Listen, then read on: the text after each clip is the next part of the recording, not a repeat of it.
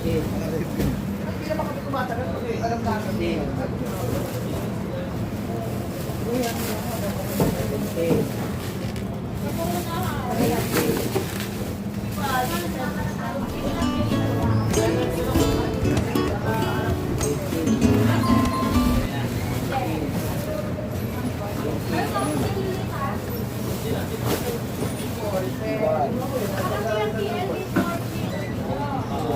Magandang araw mga kablog na Pasig. Ngayon ay live po tayo dito sa Octagon Cover Court.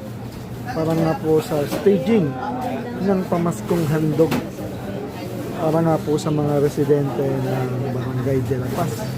At ngayong araw nga po mga kablog ng Pasig, ang schedule ay dito nga po sa may Barangay de la Paz at Barangay Palatio. So sa kasalukuyan, nandito tayo ngayon sa de la Paz.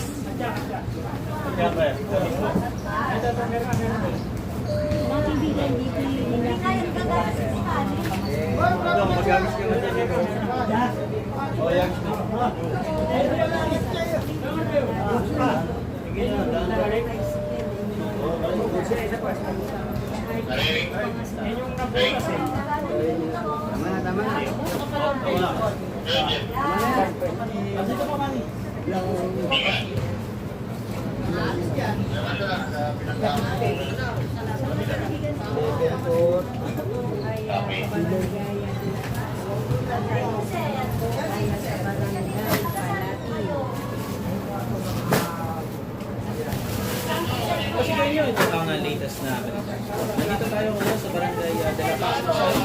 Dito naman sinakaya ang pamilya ng pamaskong no? At ito yung staging area nila. Ito yung sa Octagon Village. Ngayon, para bigyan tayo ng maraming detalye, makakapanayan natin si Ma'am Lolita Durango na siya ang team leader at lead coordinator na pamaskong handog dito sa Barangay de la Paz. Magandang araw. Dito po tayo sa Barangay de la Paz ngayon, namimigay ng pamaskong handog.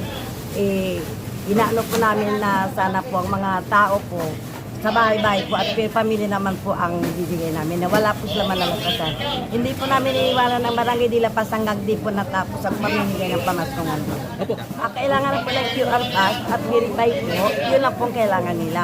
Wala naman po iba. Basta po verify sila, mabibigyan po sila. Updated nyo kanina Pasig Pass. At kung hindi naman po ang kailang Pasig Pass, halimbawa po sa isang pamilya, 4 po sila or 3, bibigyan po ng isa para po magkaroon naman sila ng, kahit paano, magkaroon naman sila ng maiiwanan ng pamaskong. Paano naman ma'am kung wala silang Pasig Pass pero meron po silang national ID? Ay kailangan po kasi sa Pasig Pass tayo doon tayo kasi pag may national ID ka, doon po sa Pasig Pass lalabas na po yung nila. So kahit wala po national ID basta't may Pasig Pass? Yes po, basta po kahit po basta per family po tayo, magbibigyan naman po sila. Basta sa family po. Nasa ilan po itong pamaskong handog? Hindi ko lang po ngayon, tansya ko kasi nung nakaraan, nasa 9,000. Ngayon siyempre siguro maraming hindi nakaano ngayon dahil hindi sila verify. Baka po mabawasan. Hindi ko lang ma-sure kung So nabanggit niyo po kanina Ma'am Lolita na kahit wala po silang Pasig Pass, kung sa pamilya naman po nila meron po silang 4 hanggang 3 miyembro, Yes, oo. mabibigyan at mabibigyan po yes, sila. po, basta may sila, may hindi nakabalidate yung QA nila. Kung hindi lang po, Yes. ano po kung wala po talaga Pasig Pass or hindi lang po Hindi, may updated? Pasig Pass naman sila, pero hindi nakabalidate. Mabibigyan ko sila ng kahit isa. Okay, kahit hindi validated. Yes po, Okay, basta malinaw sa po yun. pamilya. Basta isa lang po maibibigay para magkaroon naman po sila ng Paano naman po ma'am kung may Pasig Pass po yung tao pero wala po siya doon sa bahay nila? iiwan po namin ng uniform.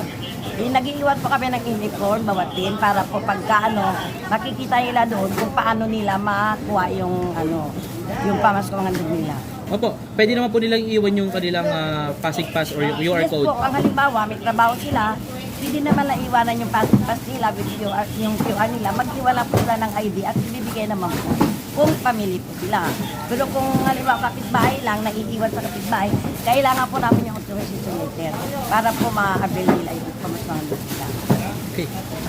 Okay, so ngayong araw po ma'am, pipilitin po ninyong Pilitin matapos po na itong... matapos ito kasi taon-taon naman hindi ko iniwanan ng barangay di lapas na hindi po tapos.